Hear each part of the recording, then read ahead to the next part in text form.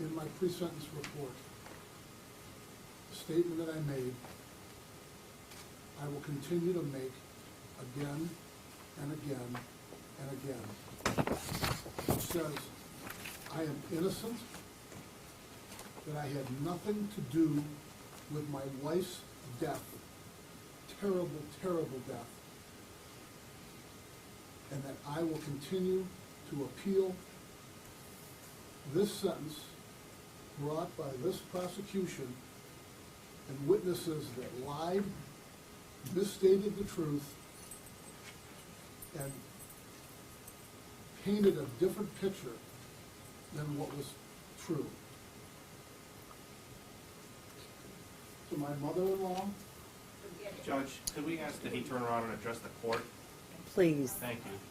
to my mother-in-law, and to all of her family who have known me for 30 years, I have provided love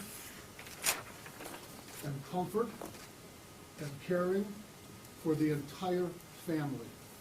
Their daughter, number one, throughout my life, that I knew Jane, I loved her, I comforted her, I delivered both of our children, and immediately called my mother-in-law and my family to come and witness and be there as the children were hours old. Comforting Jane as she recovered from childbirth, comforting her as she recovered from an auto accident that removed 4 or 5 of her teeth that she spent years perfecting. I love my Jane dearly and have done absolutely nothing to harm her. I did not murder her. I did not conspire with anyone, especially Mr. Getz, nor did I solicit him for this crime. I would like to read a letter that I received and deduct certain parts of it. I was at Macomb Prison, and there's a time frame, and there's a name. I was in 2 block with prisoner Joe Getz, and a few times he would change up his story about buying a car and say that a guy named Bashara was not paying him to kill his wife, and he lied to get less time off of his sentence. That he worked for the money given to him, not killing Bashara's wife. And would always say, women, and I'm quoting this, women are whores and they all deserve to die. Really, the ones that took his daughter.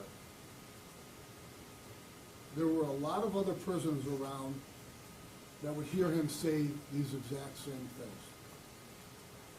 Now, in the discovery, I am to the understanding that you actually received a letter from one of the inmates, and I never saw that letter.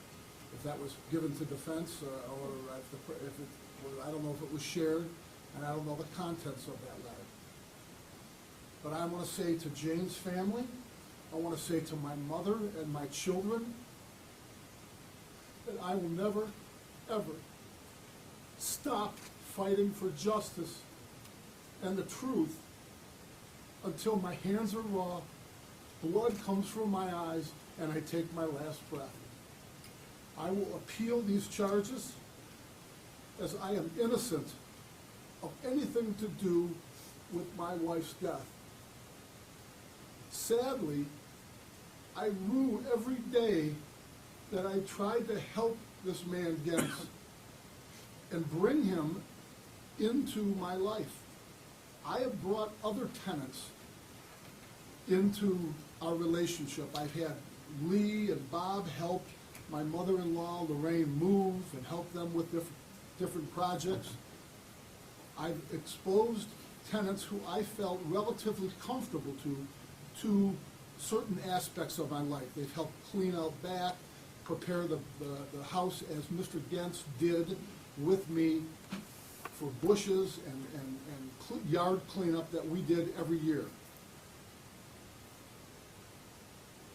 I will never forgive myself for exposing this man to my family and specifically to Jane. For that, my heart is saddened and it breaks. This prosecution and these law enforcement agents have negatively affected my family by using the media to attack me.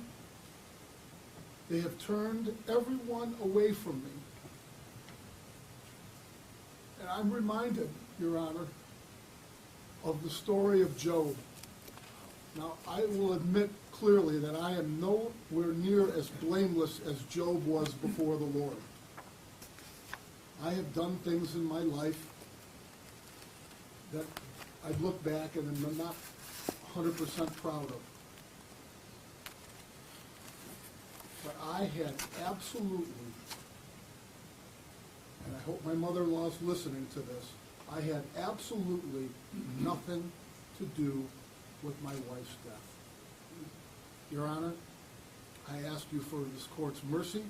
This court has helped me with my health issues and some of my issues related. I will, as I said, appeal this until I can appeal no more.